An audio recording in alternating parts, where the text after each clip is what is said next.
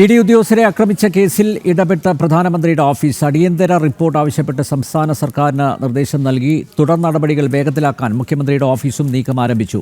യുവമോർച്ച സംസ്ഥാന ഉപാധ്യക്ഷൻ ഷിജിൽ കടത്തനാടിന്റെ പരാതിയിലാണ് പ്രധാനമന്ത്രിയുടെ അടിയന്തര ഇടപെടൽ.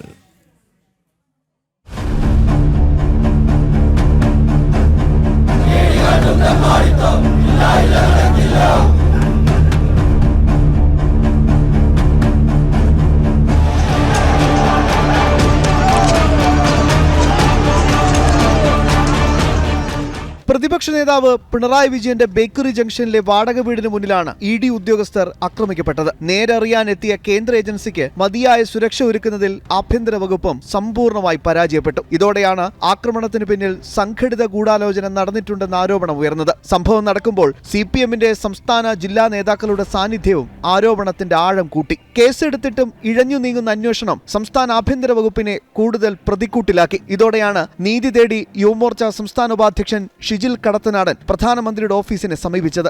MP ഗോവിന്ദൻ മാസ്റ്ററുടെ ഒരു പത്രസമ്മേളനത്തിൽ അദ്ദേഹം തന്നെ പറയുന്നുണ്ട്, ശക്തമായ പ്രതിരോധം ഇഡി ഉദ്യോഗസ്ഥർക്കെതിരെ നടത്തണം.